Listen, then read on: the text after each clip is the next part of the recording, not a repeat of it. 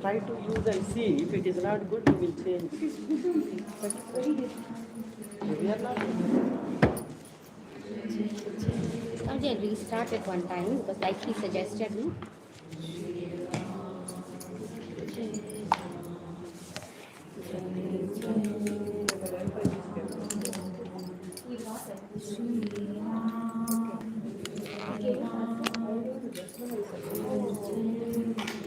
I'll ask Sudha.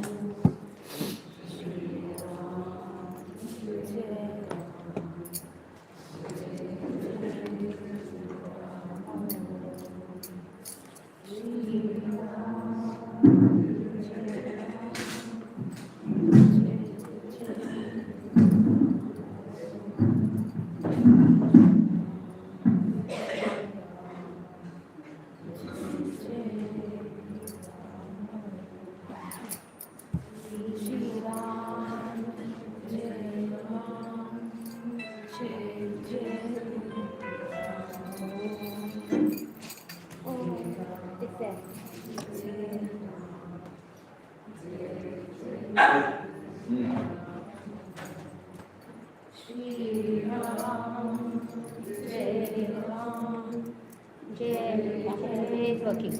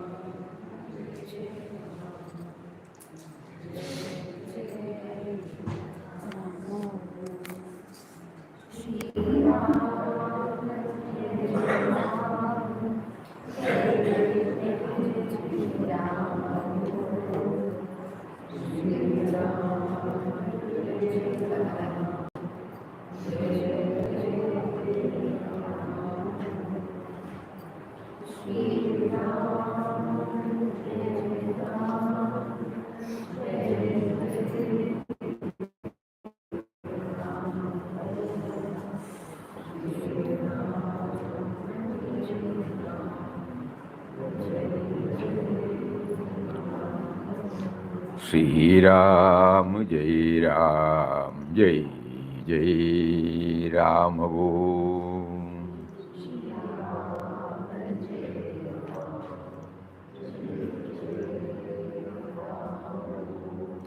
Shri Ram, Jai Ram, Jai Jai Ram.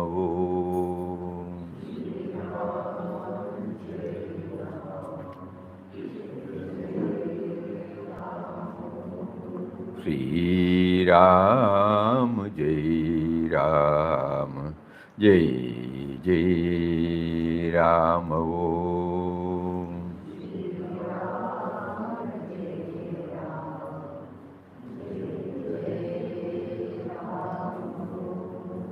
Shri Ram, Jai Ram, Jai Jai Ram.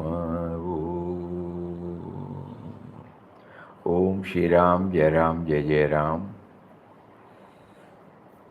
Yesterday, we were also touching about the 12th chapter, Bhakti Yoga, where the Lord enumerates 35 qualities who can be eligible for becoming his dearest devotee. The next chapter is Kshetra Kshetratna Yoga. When we start thinking about it, these values, I can become a devotee of the Lord or dearest devotee of the Lord only when I clearly understand that every thought that wells up in our mind, every word that is uttered, every deed that is resorted to by us, it is all because of His presence, because of His presence, because of His presence. We fail to understand that. That will be possible only if we try, Then only we become the dearest devotee. So probably that could be one of the reasons why it has been placed after this 12th. So this 13th chapter, Kshetra Kshetratna, they know the field, Deha and the Dehi, the field and the knower of the field. Some of us may know intellectually, but in practice, this Kshetratna, the awareness of the Kshetratna is unknowingly, unwittingly lost sight of, as willed by him. That is also done by him. So now, with that background, we will try now to go through this Kshetra Kshetratna. This chapter guides the seeker in discerning the difference between the body referred to as the field or Kshetra and the Atman known as the knower of the field or Kshetratna. In essence, the matter equipment and the perceived world constitute the world, field, while the supreme consciousness which illuminates and appears to operate within the field, which appears,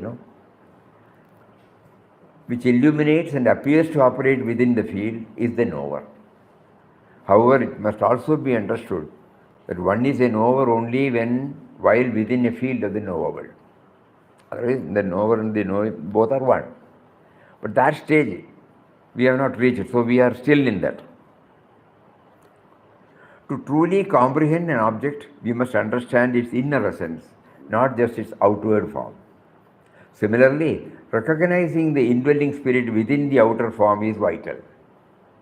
Normally, we are guided by only this, Body, mind, intellect is the one which we consider ourselves as we. We don't consider the spirit behind it. This spirit acts as the observer and controller of the body, mind, intellect. The body is merely an instrument, not an end in itself. When this understanding becomes firmly rooted, the undue importance given to the body diminishes. It has got relevance. We are all functioning because of that. But undue.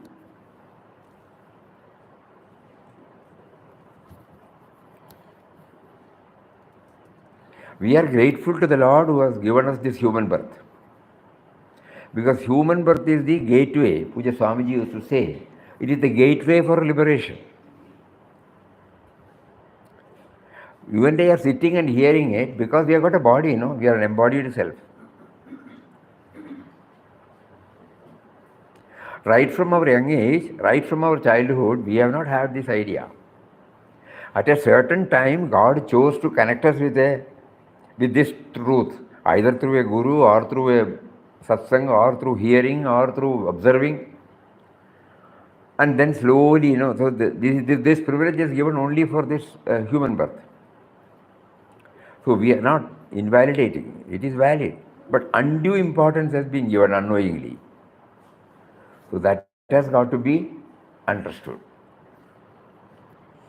So when this understanding becomes firmly rooted, the undue importance given to the body diminishes. The spirit, when functioning through matter, creates a living organism. Hence, to realize the infinite spirit, one must strip away the layers of matter, which requires precise knowledge of the elements that constitute the realm of matter within. I have to peel out the skin of the fruit, Straight away I cannot see the fruit. So that is why it is said, one must strip away the layers of matter, which requires precise knowledge of the elements that constitute the realm of matter within. This discrimination between the inner material equipment and the vibrant spark of life, the spirit, is explored in this chapter, aptly titled Kshetra Kshetratnya Vibhaga Yoga. To deepen understanding, the Lord describes the body as the field himself, and himself as the knower of the field. The field comprises the great primordial elements, egoism, causal, unmanifest, the 10 senses, the mind, the 5 objects of the senses, desires, aversions, pleasure, pain, aggregate, intelligence, fortitude. This chapter also outlines elaborately 20 qualities and ascetic practices which are conducive to the spiritual awakening. But how will we be able to do that? So some reflection, deep reflection is necessary, and 20 such points have been also elaborated.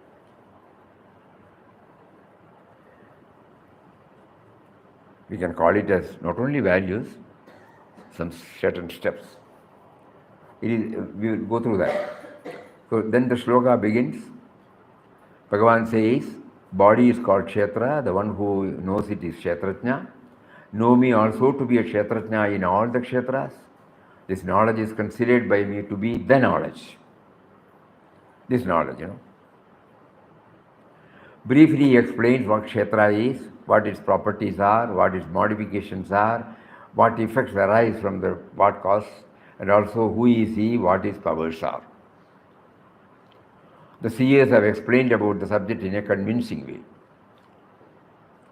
The Kshetra consists of 5 elements, the ego, intellect. There are 24 points. Mind, 5 objects of senses, desire, hatred, pleasure, pain, all those things. And the great primordial elements, ignorance of my real nature, 3 modes of nature. Then comes these 20 values. Humility, we will read out the sloga because it is very important. 7 to 11.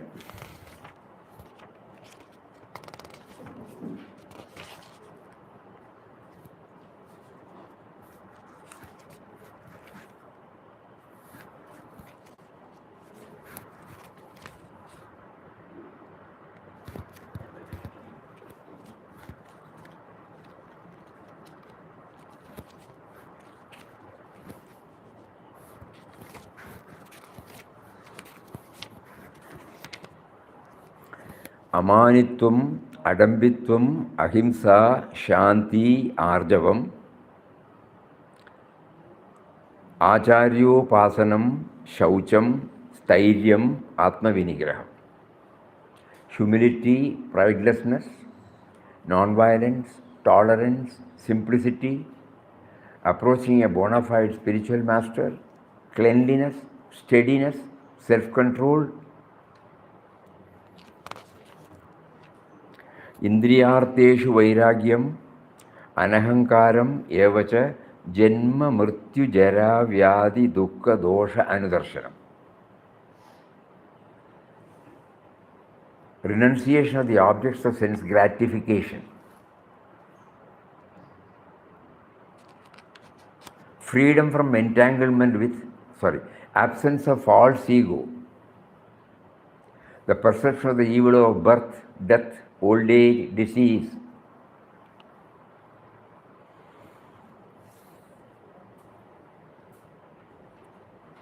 Janma, Mrityu, Jara, Vyadi, Dukkha, Dosha, Anudarshanam. Then, next one, of course, it should be the other way also. Asaktir Anavik Swangaha, Putra, Dara, Griha, Adishu. Not only wife, the wife should also be about husband. That's all. So here, freedom from entanglement with children, wife, home, and the property, and the rest. Nityam cha samachittatvam ishtanishtovavatishu. Even-mindedness amid pleasant and unpleasant events. Constant and unalloyed devotion to me.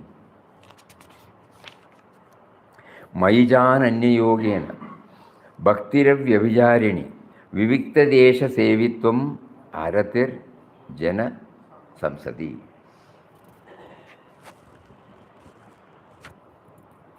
So constant and unalloyed devotion to me, aspiring to live in a solitary place, detachment from the general mass of people. Viviktadesha, okay. Detachment from the general mass of the people, accepting the importance of self-realization. Atmajnana, next. Adhyatmajnana nityatvam, tattvajnanartha darshanam, etatjnanam iti proktam, ajnanam yad ato anyata. All these, the philosophical search for the absolute truth, accepting the importance of self-realization, all these I declare to be the knowledge, and besides this, whatever there may be is ignorance. So this chapter also highlights these 20 values. You can say that not only values, but they are also ascetic steps, practice. Humility, pridelessness, non-violence, tolerance, simplicity. So when we go through this, we may not be able to live up to everything, but something may be possible, And that when we try, we may fail. But when we see somebody else doing it, this is how we look at it. It may be right or wrong. It can vary from person to person. Humility is something, not that I learn and I become humble. I see humility in others and the humility touches it kindles in me. It is the other way. Tolerance, it is not that it cannot come because it is inherent in us, but at the moment it is not coming out. So, but when I see, when God makes me to observe all these in others, it gets touched and kindled, I get awakened. This is something you may kindly think over.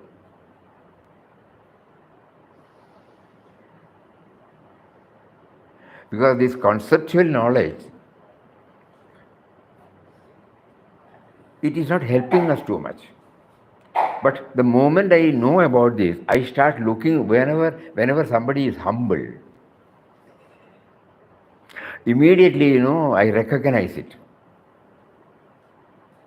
And when I say I recognize it, there is an inner alignment with what is inside. That means I get touched and kindled. Then it slowly percolates in my thoughts, words and deeds. And that becomes my nature. I may not be aware that I am humble. The moment I become I am humble, I am not humble, simple. The pride will be there. So this is a very great point the Lord is giving us. The above has covered Kshetra, Kshetrajna and Dhyana. Please think about it.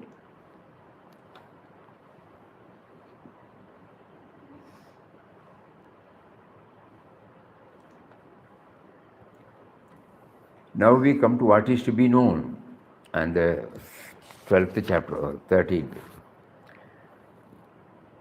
He says, I will declare which has to be known, knowing which one attains to immortality, the beginning of the Supreme Brahman called neither being or non-being. Nobody is there to tell, that fullness state. Then 14, 15, 16. With hands and feet everywhere, with eyes, heads and mouth everywhere, with ears everywhere in the universe that exists pervading all. He exists in the world. So behind all the functioning of the hands, feet, everything, organs of action, organs of perception, mind, intellect, that spirit, Kshetrajna should be there. Then only these which form as Kshetra become active. Then 14, 15, 16, 15, 16, shining by the functions of the senses, yet without senses, unattached, devoid of guna, yet they are experienced. Without and within are beings, the unmoving also the moving. Because of its subtlety, it is incomprehensible, it is far and near, itself undivided, it exists. As if divided in being, it is to be known as sustaining being, devouring as well as generating them. All the words, paradoxical words are used here to make us know that he is in both.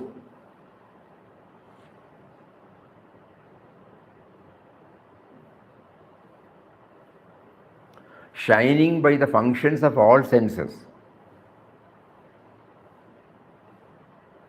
His presence is felt, is seen in everybody because of the functioning of the senses in us. At the same time, it remains untouched and unaffected.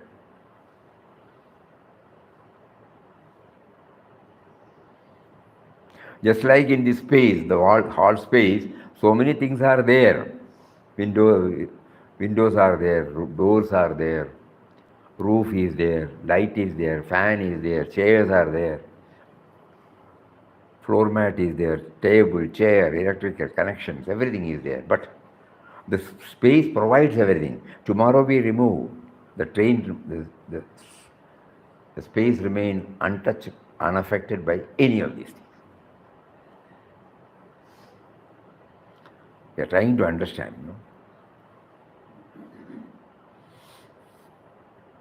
So the body is considered as a residence,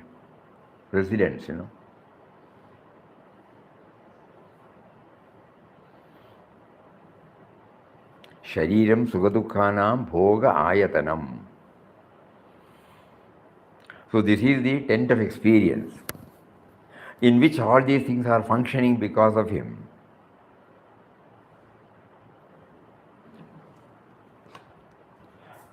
But it remains untouched and unaffected.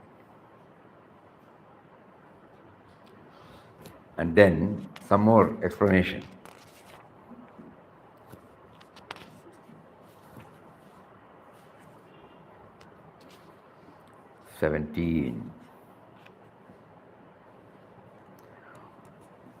Undivided, yet he exists as if divided in beings. Undivided, just like this space, this building was not there. This particular hall was not there, building was not there. I think in only mid-90s this was constructed. 2003. No, not. 2003. This was happening. So there was nothing like this. Later on this building came. Later on the hall also was attached, that's all. Tomorrow God will forbid, suppose we demolish this. The space remains as such, untouched, unaffected by its existence, its demolition. Undivided, yet he exists as if divided.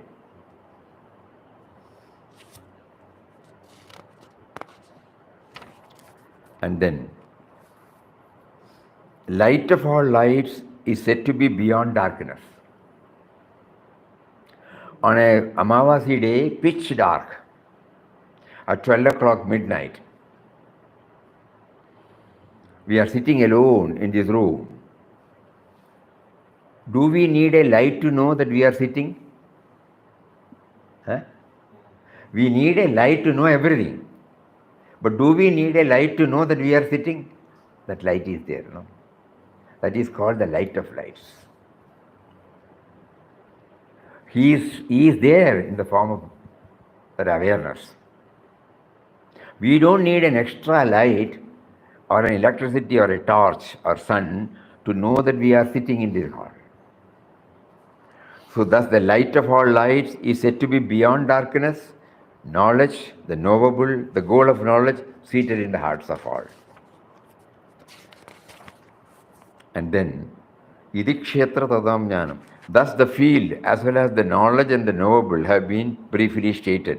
My devotee thus knowing enters into my being.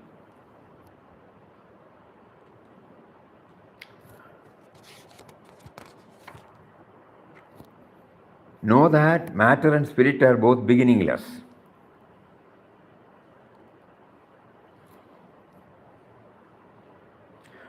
Spirit, it is beginningless, everybody knows. When the Lord says, Bijam Mam Sarvabhutanam, I am the eternal seed of everything, that means he is not a person, no? He is a power. Where from that power came, we don't know. So normally we say it is beginningless and endless, therefore endless. Matter is also like that.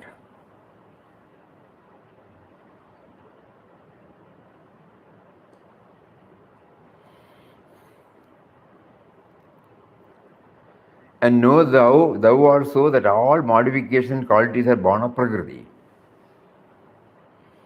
So the power behind the Panchabhutas, where from it came? Beginningless. How did the Vayu came? In Upanishads, we have been told that everything came from that spirit. And first, it came out in the form of space, then air,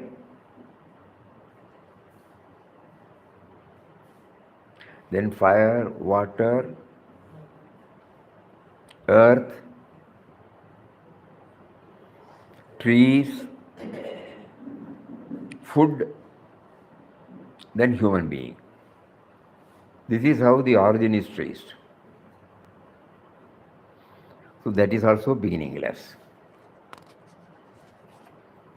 In the production of body and the senses, Prakriti is said to be the cause. In the experience of pleasure and pain, Purusha is said to be the cause.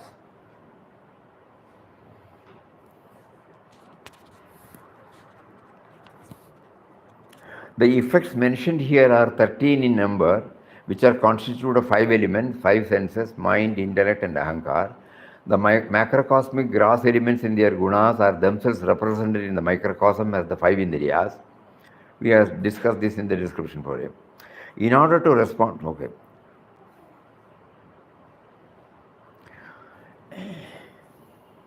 Prakriti is said to be the cause. All the above mentioned together constitute the world of matter. The 5 elements and their combination became the entire world of objects. The subject that perceives pleasure and pain is experienced by that subject, entire world of objects. So that has come from the self. The light of consciousness is that which illumines the world of object outside and the instruments of perception, feeling and thought. The pleasure and pain are the reactions in our intellect. Anyway, let it go on. Purusha established in Prakriti experiences. He or she who knows the Purusha and Prakriti together with the gunas, whatever be his or her, is not born again. Oh, that we will read. Upadrashta Anumanta Bharta Bhokta Cha Maheshwara Paramatmedi Chapyuktu Dehesmin Purusha Paraha. The Supreme Purusha in this body is also called the... here there is a beautiful explanation by Vinobaji.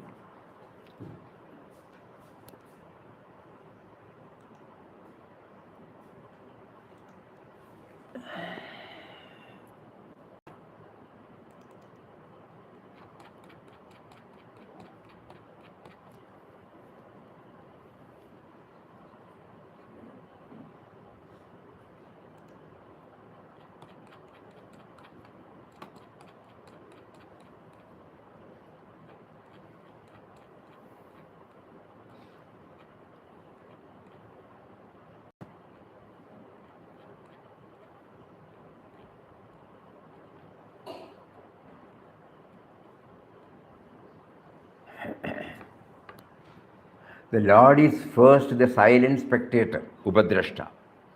He encourages us when we ascend to the moral plane and start doing good deeds. Pats on our back. Very good, very good. When our efforts are found inadequate to remove subtler impurities in our mind, we pray to Him and He rushes to our help. Bharta. We should then dedicate the fruit of our actions to Him and let Him be the enjoyer thereof, Bhokta. And finally, we should surrender to Him the right to make resolves and let our whole life be suffused with Him. Bharta, Bhokta cha Maheshwara. That is this particular stanza. So He is inside, but He gives us a long rope. He watches us. Whenever we do any good thing, we may not know as a good thing. Whenever we do a thing which is good, immediately there is an inexplicable joy welling in our hearts. Somebody comes at our doorstep, he says he is totally emaciated, he has not taken food. Immediately we rush up to the kitchen and bring something and give to him. After having a couple of morsels of food, he will look at us. Some inexplicable feeling will well up in our heart. We may be busy in going out, but still. That means we have extended ourselves to Him, which so the joy you get is because He pats on our back. Well done. Upadrashta Anumanta. Bharta. So then we slowly start becoming. If somebody says, "Oh, how compassionate you are," we now realize that he could have gone to somebody's house, So God made him to come to my house and ask for food to make me know that to check up whether I have got compassion in my heart. And He saw to it that some food is kept there. He saw to it that we get the prompting to do that. So He does not feel elated by it. He always thinks about the wonderful way in which everything has been facilitated to Him. Bharta, Bhokta cha Maheshwara. So that is how these steps beautifully brought out by Vinobaji in this particular chapter.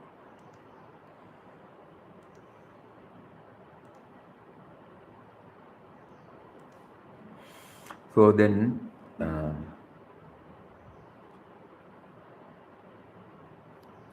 23, 24.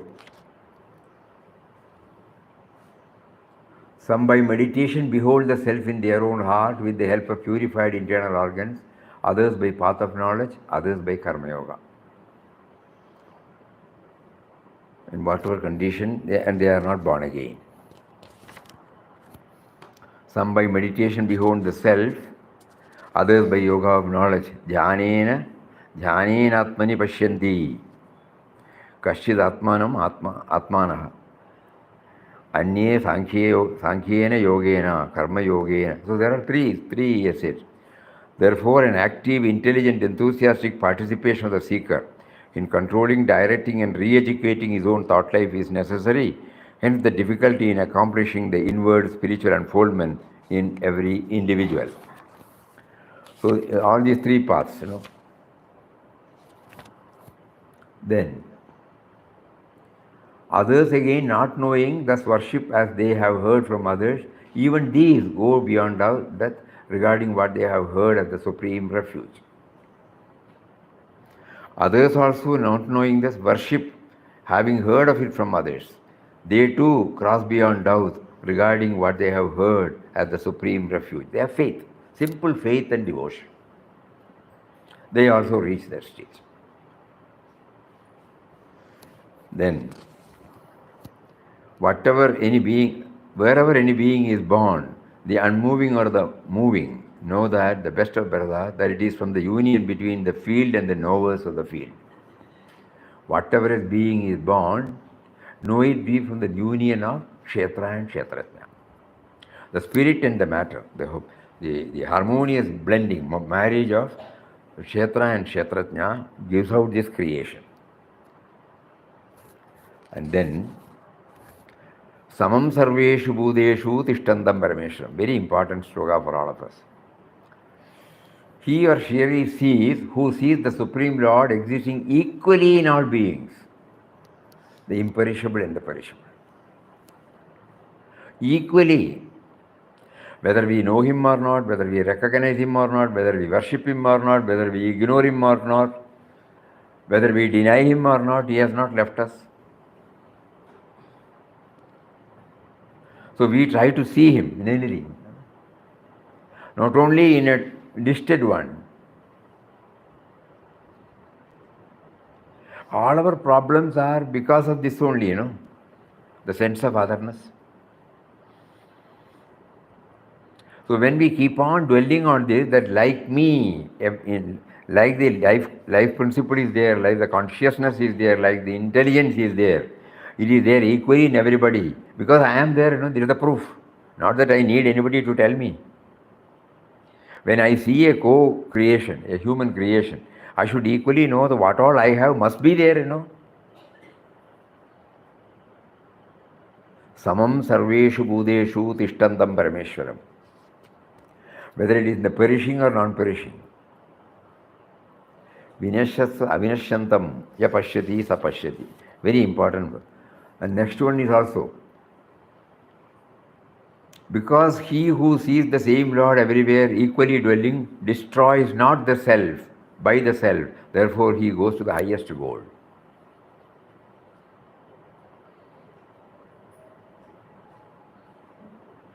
Because the individual will not harm the individual. We may differ, that's all. But there is a recognition that he is also vested with the same power. There must be a purpose behind. So the outlook gets refined. We may fail, we may forget, but this constant thinking, reflecting will slowly enable us to cross over the hurdle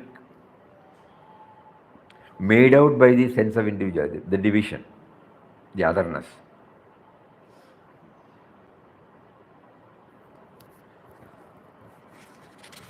And why does he behave?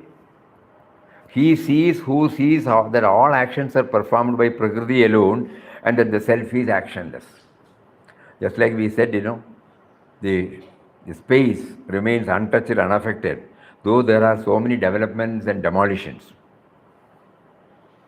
So here Lord is telling us that when you see a person, there is a structure called the body, mind, intellect, equipment, and the various gunas exhibited through it, but the indwelling reality remains untouched and unaffected. We try to connect ourselves with him, with that power. Because the other one is because of the Prakriti.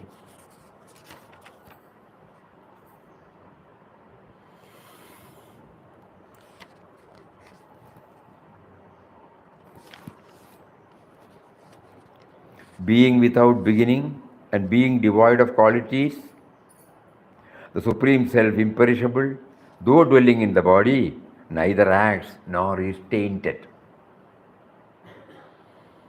Svabhavastu pravartate, it will come later. All these will come only by reflection. Papa when keeps on telling us, be reflective and contemplative, That is why periodical inward journey, mount session, everything is facilitated for us. Because this reflection is needed.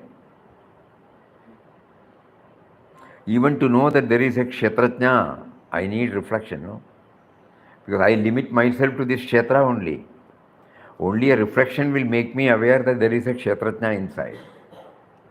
Those who thus with the eye of knowledge perceive the distinction between Kshetra and Kshetrajna, and also the emancipation from Prakriti of being, go to the Supreme.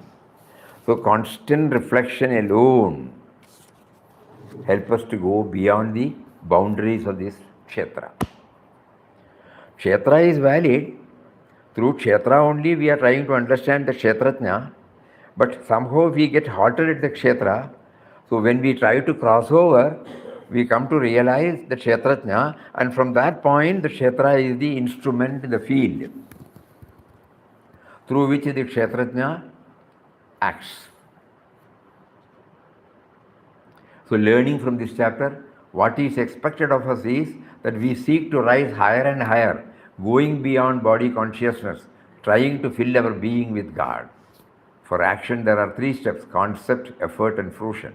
When an action is done with God remembrance, the fruit of the action is dedicated to Him.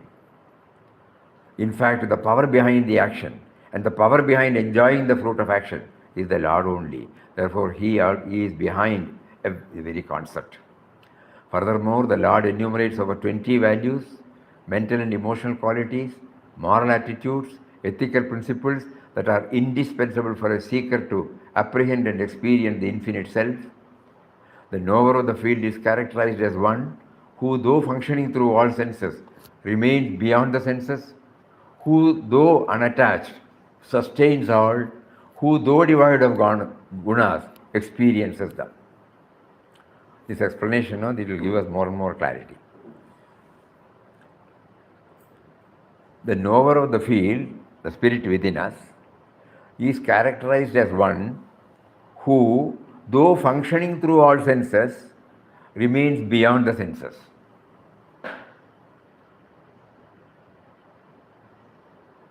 He is now making us to see, making us to hear, making us to touch, making us to taste, making us to smell, making us to think. He cannot be localized, because he is functioning, that's all. He is untouched.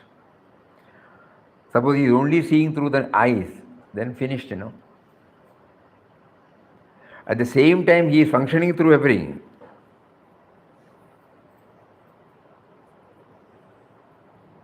As one, though functioning through all senses, remains beyond the senses, though unattached, sustains all,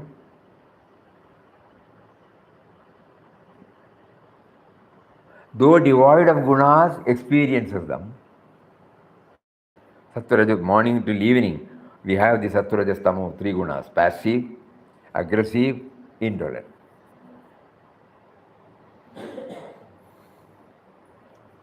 The more we expand internally and the more we understand that the body is different from the spirit, the faster we become one with the Lord. The Lord is at first the silent spectator. He encourages us when we ascend to the moral plane, start doing good deeds. When our efforts are found inadequate to remove subtle impurities in our mind, we pray to Him. He rushes to help us. We should then dedicate the fruit of our action to Him and let Him be the enjoyer thereof. Finally, we should surrender to Him the right to make resolves and let our whole life be suffused with Him.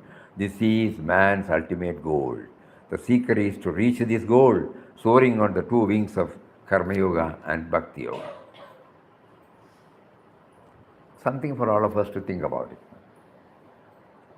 From there we move to the 14th chapter, Gunatraya Vibhaga Yoga.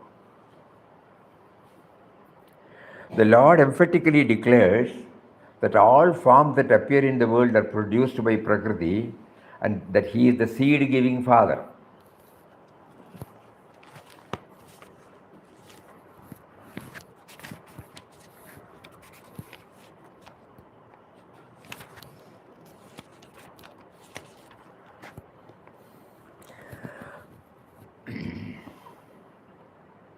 Mamayonir Mahad Brahma Tasmin Garbham Dadamyaham Sambhava Sarvabhutanam Tato Bhavati Bharata. My womb is the great Brahman. In that I place the gem. Then so Varada is the birth of all beings. He is the seed-giving Father. That also is. Sarvayonishu Kaunteya Bhutaya Sambhavandeya Tasam Brahma Mahadyoni Aham Bija Pradapidaha. Whatever forms are produced, O Kaunteya, in any womb whatsoever, the great Brahman is their womb, I, the seed-giving Father. So Lord emphatically declares that all forms that appear in the world are produced by Prakriti, that he is the seed-giving father. The three gunas, Sattva, Rajas and Tamas, bind the immutable embodied being to the body. That is why we are not remembering. He also points out that Sattva is luminous, pure, harmless, at the same time binds by attachment to happiness and knowledge. Rajas stands for passion, giving rise to thirst and attachment, binding the embodied to attachment to action. Tamas, born of ignorance, stupefying all bodies, bind by misapprehension, indolence, and sleep. The gunas are at work according to their different characteristics. He who has risen above the gunas remains unaffected by the touches of pleasure and pain, looking upon them with an equal vision, independent, for whom a lump of earth, stone, and gold are the same, who possesses an attitude of perfect equality towards those who love him, towards those who do not love him, and takes praise and blame alike. He will consider fame and ill fame, friend and enemy as having no distinction, and he will be free from any sense of individual initiative for action. These are the marks of him who has gone beyond the gunas. Slokas.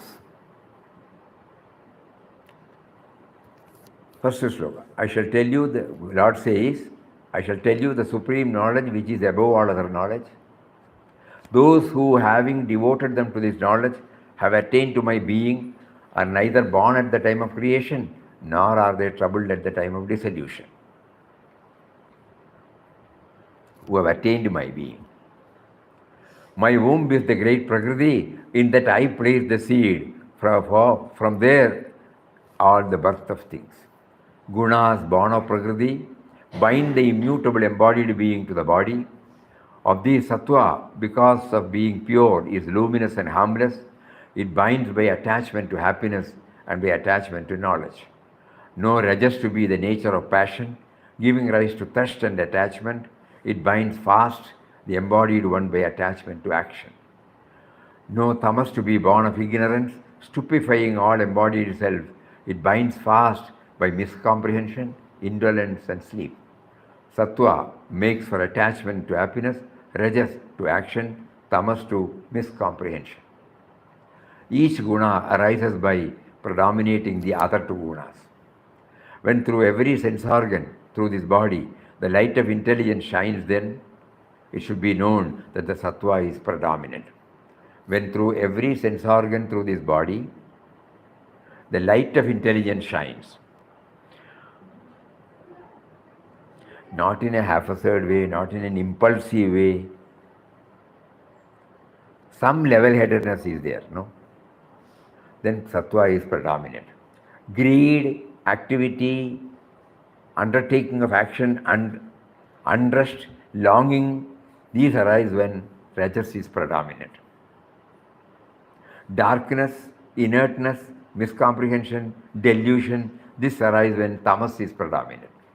If embodied one meets death when Sattva is predominant, then he or she attains to the spotless region of those who are the worshippers of the highest.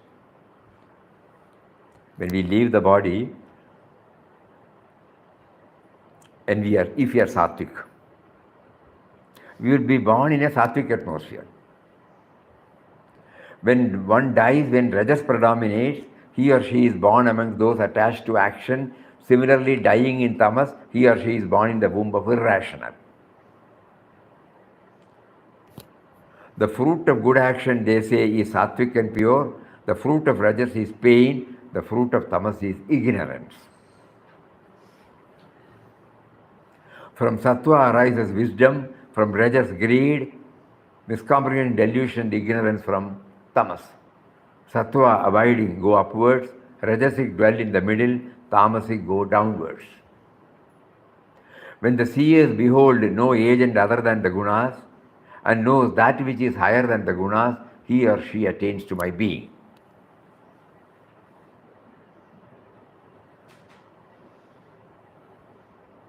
Arjuna asks, what are the characteristics of the one who has gone beyond? Bhagavan says, he or she hates not. the effect of sattva, effects of rajas. He, Bhagavan says, he or she, 22.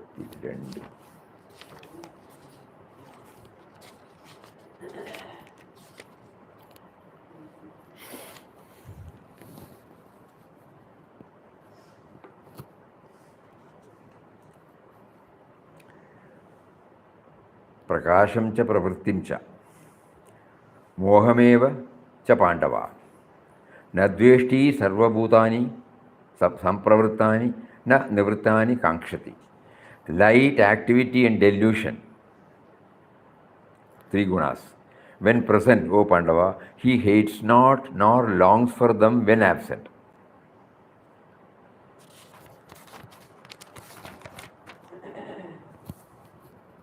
The three terms, light, activity and illusion, are the effects of their respective causes, the predominance of Sattva, Rajas and Tamas. The three gunas are indicated here by their effects. Their presence within him does not create in him either any special attachment or any particular aversion. A man who has risen above the gunas is unaffected when these mental conditions present themselves to his consciousness. When I have risen above, it is still there, but it will not affect me.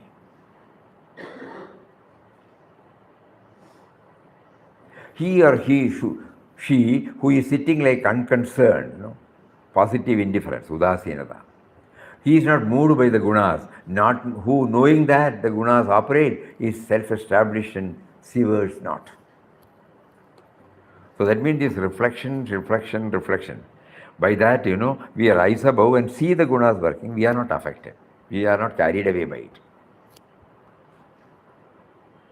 And he describes he or she who is alike in pleasure and pain, self-abiding, who regards a clod of earth, stone, gold alike, who is same to agreeable and disagreeable events, who is wise, is same in censure and praise, is same in honor and dishonor, same to friend and foe, and who has relinquished all undertaking.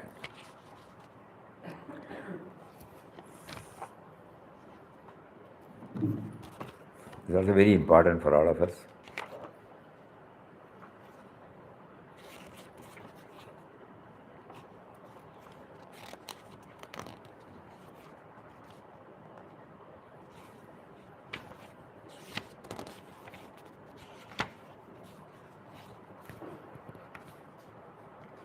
समदुःख सुखस्वस्थ समलोष्टाश्म Kanchana तुल्य प्रिया अप्रियो धीरः तुल्य निंदात्म संस्तुति मानापमानयोस्तुल्यम तुल्यो मित्र अरि अरि means enemy sarvarambha parityagi gunatita uchade. All these things we have heard in the 12th chapter. When the 35 listed values are there, all these things are there. Again it is being repeated. He or she who is like in pressure and so we are watching ourselves. When we read, what happens to us when we deal with men and matters? Then we will know, evaluate ourselves. That means we are carried away by the gunas. That is why we put a prefix or suffix. But luckily God helped us to remain level-headed. Then we remember, oh, he has been kind enough to make me to do that. Like that. And he or she who serves me with devotion, having gone beyond the gunas, is fitter for becoming one with Brahman. For I am well known as abode of Brahman, immortal, immutable, everlasting dharma and absolute bliss. This is how this very important Gunatraya Vibhagam, it comes to a close. So what is the learning? Overcoming traits that bind us to individuality is essential. There are three types of gunas present in all living and non-living beings. Sattva, Rajas, Tamas. Just as a doctor prescribes medicine to heal physical ailments, the Lord guides us the path to transcend these gunas. By closely examining these qualities, we can gradually liberate ourselves from their influence. Let us begin with Tamas. Tamas represents idleness. To overcome it, physical labor is essential.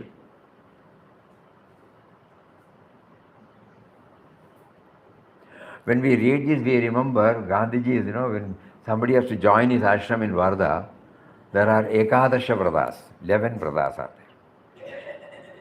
And where one Vrada is Sharira Shramam, bodily labor.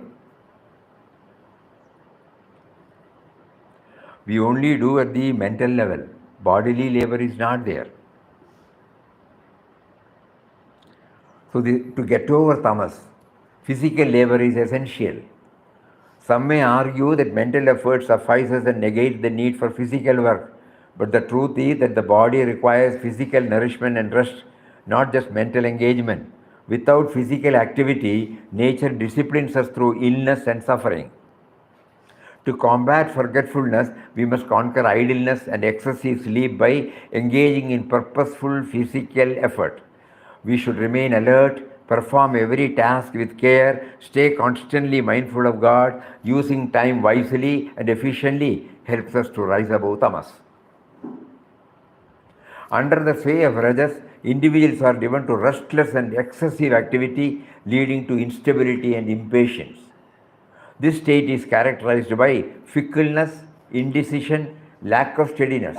To counter rajas, moderation in all activities is the key. Physical labor and alertness for tamas, here moderation. Sattva is not to be entirely eradicated. It's a beautiful expression by Vinobaji, Sattva is not to be entirely eradicated, unlike rajas and tamas, which must be completely uprooted. Rajas and tamas must be completely uprooted. Conquering sattva means eliminating pride and attachment to it. Sattva should not merely visit us, it must become our constant state. Always level-headed.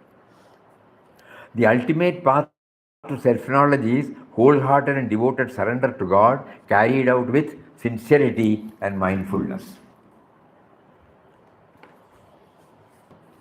When we travel like this, even in a Vande Bharat speed, still, something remains with us, We have covered about 14 chapters now. Something to improve the quality of our life. This is what we are striving.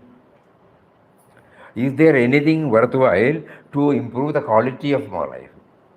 That means we are not interested in the academics. Our search is from 1st to 14 now is to see whether any of it has touched and kindled in me to improve the quality of my life. Quality of my life means to become aware of His presence and to feel that He is behind everything. He has given me this body, mind, intellect equipment to work out His will through me.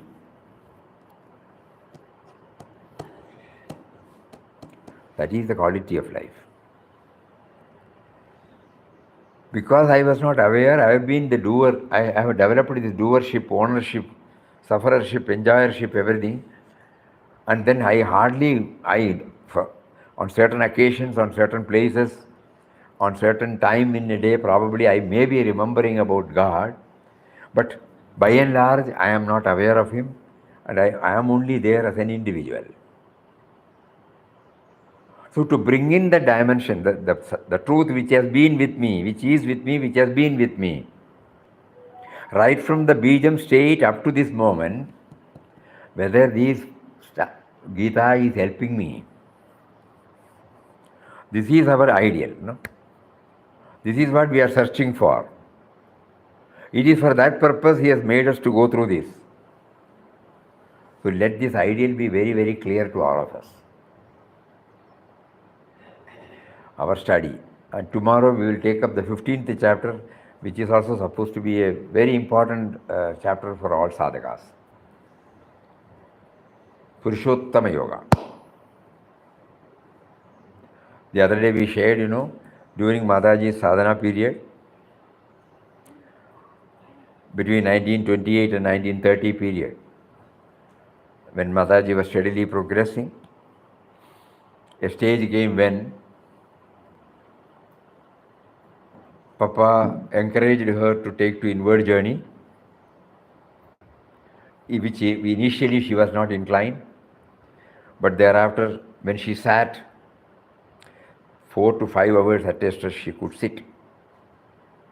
And then, if you remember the same word, she refused to come out of it. Then Papa tried to bring her out and told her, you should practice Purushottama Yoga.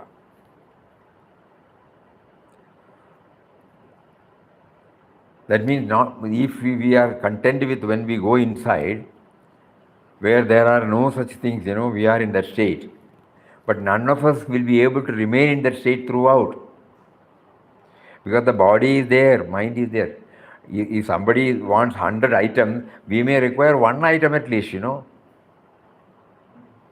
maintain, or a few items. So then Papa induced her to come out of it, and then also see the same in everything. Not only in the unmanifest, but also in the manifest. So Purusha, Prakriti and Purushottama. This is an all-comprehensive knowledge. Otherwise it becomes one-sided. So this Sri Krishna elaborately explains Purusha, Prakriti and Purushottama. So for a seeker or a sadhaka like us, it will help us a lot. Because not merely, that is why when he went on a tour and came back, Papa beautifully worded the title of the book, World is God. He also said, world as world is unreal. World as God is real.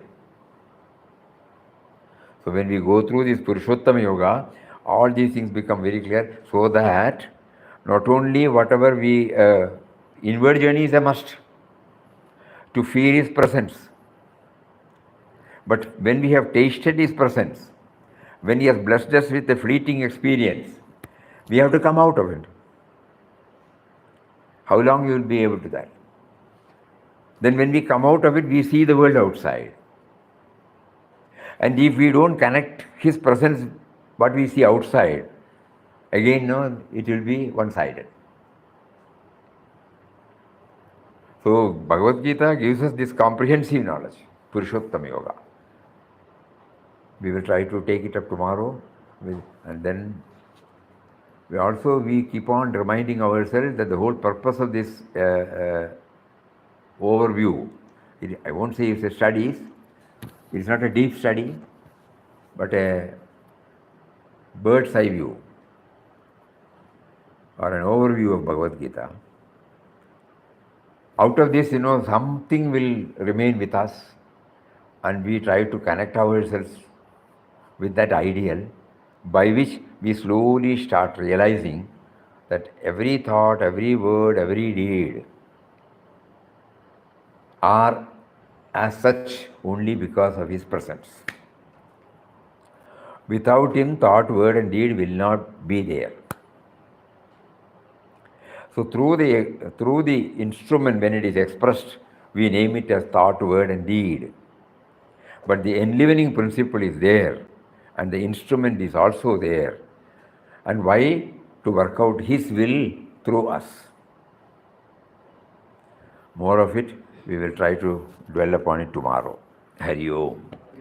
Om Shri Ram, Jai Ram, Jai Jai Ram. Om Shri Ram, Jai Ram, Jai Jai Ram. Om.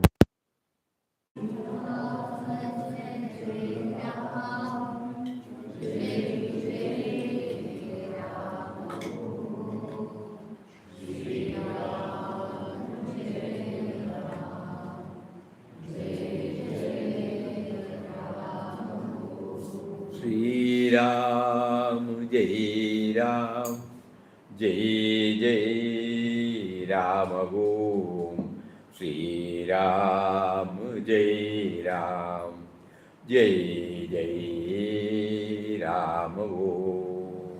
Shri Ram, Jai Ram, Jai Jai Ram. Om. Shri Ram, Jai Ram, Jai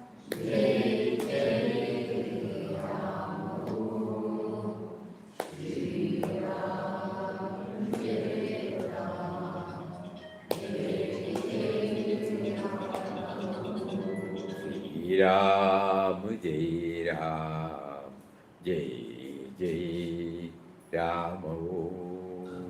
Shri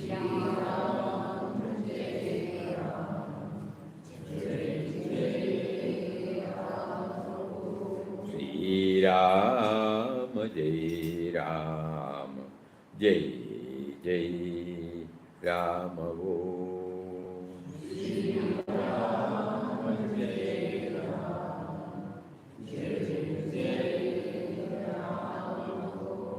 Shri Ram, Jai Ram, Jai Jai Ram. Om Shri Ram, Jai Ram, Jai Jai Ram. Hari Om to everybody.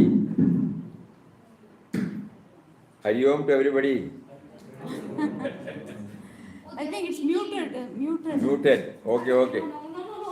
Your sign knowledge is enough. They're not talking. Hari Om, Hari Om, Hari Om. Padmama, you remember you wrote an email asking for that Purushottam Yoga. You remember?